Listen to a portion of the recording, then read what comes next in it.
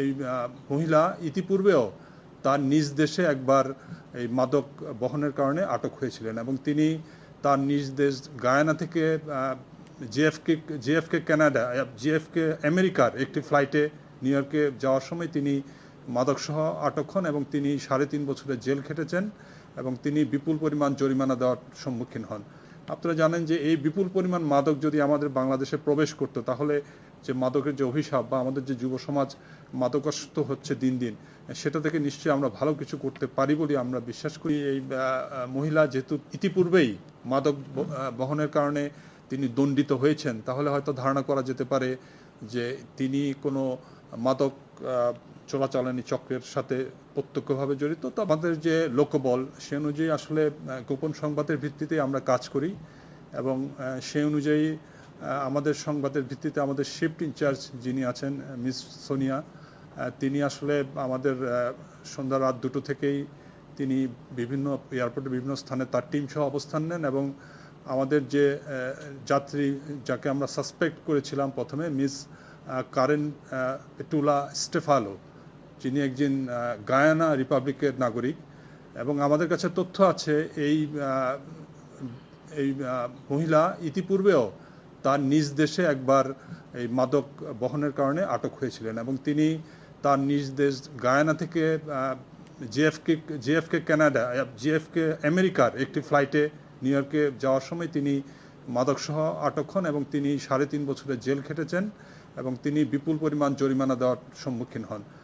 সুতরাং আমাদের কাছে গোপন সংবাদটি ছিল, আমরা সেভাবে অবস্থান নিই এবং আমরা একই সাথে স্পেশাল ব্রাঞ্চের ইমিগ্রেশনকে ইনফর্ম করি আগে থেকে, যাতে তার পাসপোর্ট নাম্বারটি দেওয়া ছিল এবং যাতে এই যাত্রী যখন ইমিগ্রেশনের জন্য আসেন যাতে আমাদেরকে অবহিত করা হয়, সেই অনুরোধটি আমরা স্পেশাল ব্রাঞ্চকে জানিয়েছিলাম এবং সেই মোতাবেক যাত্রী যখন অন অ্যারাইভাল ভিসার জন্য আসে তখন স্পেশাল ব্রাঞ্চ আমাদেরকে অবহিত করে। তবে যাত্রীর ছবি যেহেতু পূর্বে থেকেই আমাদের কাছে ছিল, আমরা যাত্রী বিমান থেকে নামার পরপরই আমরা ফলো করতে থাকি। তো পরবর্তীতে আমরা যাত্রীর ব্যাগেজ আমরা যেখানে আমাদের ব্যাগেজ বেল্ট আছে সেখান থেকে আমরা সংগ্রহ করি। যাত্রী বিষয়টি আসলে বুঝতে পেরে তার নিজেই তার ব্যাগেজটি সংগ্রহ করেননি, পরে আমরা বিমানবন্দরের বিভিন্ন সংস্থার উপস্থিতিতে আমরা সেই ব্যাগ থেকে 3টি জারের মধ্যে আমরা মোট 22 প্যাকেজ আমরা কোকেন উদ্ধার করি এবং সেখানে উপস্থিত আমাদের যে বিমানবন্দরে উপস্থিত আমাদের যে ডিপার্টমেন্ট অফ নার্কোটিক্স কন্ট্রোলের যিনি অ্যাসিস্ট্যান্ট ডাইরেক্টর ছিলেন এবং তার যে সহকর্মীরা ছিলেন, সেখানে আমাদের ইউএনওডিসির যে কিট সরবরাহ হয়েছে সেখানে আমরা টেস্ট করে প্রাথমিকভাবে আমরা এই আটককৃত কোকেন প্রকৃতই কোকেন হিসাবে শনাক্ত হয়েছে, অর্থাৎ টেস্ট রেজাল্ট পজিটিভ এসছে। আমি আসলে যেটা বলতে চাই যে আমরা আসলে কাস্টমস বিভাগ বা জাতীয় রাজস্ব বোর্ড শুধুমাত্র রাজস্বই আদায় করি না। আপনারা জানেন যে আমরা প্রতিনিয়তই রাজস্ব দিয়ে যাচ্ছি, আমরা প্রতিনিয়তই ভ্যাট দিচ্ছি, আমরা আয়কর দিচ্ছি।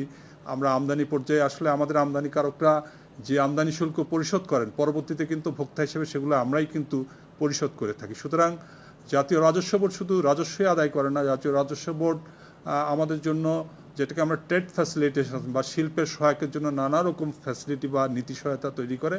যেমন যদি বলা যায় যে বাংলাদেশে আজকাল আপনারা জানেন যে মোটর গাড়ি সংযোজন হচ্ছে, বাংলাদেশে আজকাল মোটর সাইকেল সংযোজন হচ্ছে, বাংলাদেশে স্মার্টফোন সংযোজন হচ্ছে, এগুলি কিন্তু আমরা বিভিন্ন ধরনের কর ছাড় দিয়েছি। অর্থাৎ একটি মোবাইল ফোন সম্পূর্ণ বা তৈরি অবস্থায় যে পরিমাণ কর পরিশোধ করতে হয় আমদানি স্টেশনে, একটি যদি মোবাইলের পার্টস যারা আমদানি করেন তাদেরকে অনেক কম শুল্ক পরিশোধ করতে হয়। সুতরাং মোটা দাগে যদি বলা যায় যে আসলে কাস্টমস বিভাগ রাজস্ব আদায় করছে, যাদের আমাদের যে ব্যবসার প্রসার বা ট্রেড ফ্যাসিলিটেশনের জন্য নীতি সহায়তা তৈরি করছে। আর আজকের দিনে আমরা যে কাজটি করেছি এটাকে আমরা বলি প্রোটেকশন অফ দ্য সোসাইটি। আপনারা জানেন যে এই বিপুল পরিমাণ মাদক যদি আমাদের বাংলাদেশে প্রবেশ করতো তাহলে যে মাদকের যে অভিশাপ বা আমাদের যে যুব সমাজ মাদকাসক্ত হচ্ছে দিন দিন, সেটা থেকে নিশ্চয়ই আমরা ভালো কিছু করতে পারি বলে আমরা বিশ্বাস করি এবং আমরা আপনাদের সমর্থন চাই। আমাদের এই ভালো কাজগুলো অর্জনগুলো আপনারা আপনাদের মিডিয়ায় প্রচার করবেন। এটা আসলে তদন্ত শেষে বলা যাবে। যেমন আমরা যতটুকু জানতে পেরেছি এই যাত্রী প্রথমে ব্রাজিল থেকে দোহায় এসছেন, তারপর দোহা থেকে তিনি ট্রানজিট করে তিনি বাংলাদেশে এসছেন। সুতরাং তিনি তার দেশ থেকেও কিন্তু বোর্ডিং হননি। সুতরাং হয়তো ধারণা করা যেতে পারে যে এই যেটি আমি আগেই বলেছি, এই মহিলা যেহেতু ইতিপূর্বেই মাদক বহনের কারণে তিনি দণ্ডিত হয়েছেন, তাহলে হয়তো ধারণা করা যেতে পারে যে তিনি কোনো মাদক চোরাচালানি চক্রের সাথে প্রত্যক্ষভাবে জড়িত। তবে যেহেতু আমরা ফৌজদারি মামলা দায়ের করেছি আজকে, তদন্ত হবে, তদন্ত সংস্থা তদন্তে আশা করি প্রকৃত সত্যটা উঠে আসবে।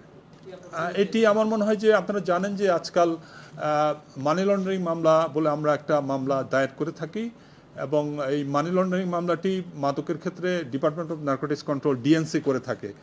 আজকে সকালে তাদের কর্মকর্তাদের সাথে আমাদের কথা হয়েছে, তারা উপস্থিত হয়ে বেশ কিছু তথ্য সংগ্রহ করেছেন এবং যে মোবাইল ছিল সেগুলি থেকে বেশ কিছু তথ্য সংগ্রহ করেছেন। আশা করি মানে কোর অর্গানাইজেশন হিসেবে মাদকদ্রব্য নিয়ন্ত্রণ অধিদপ্তর এই বিষয়ে অধিকতর তদন্ত করবে এবং তারা এই বিষয়ে অনুসন্ধান করে, যদি অনুসন্ধানে অভিযোগ প্রমাণিত হয় বাংলাদেশে যদি এ বিষয়ে কোনো কেউ ব্যক্তি বা সংস্থা যদি জড়িত থাকে, আমি আশা করি তারা এ বিষয়ে মানি লন্ডারিং মামলা দায়ের করতে পারেন।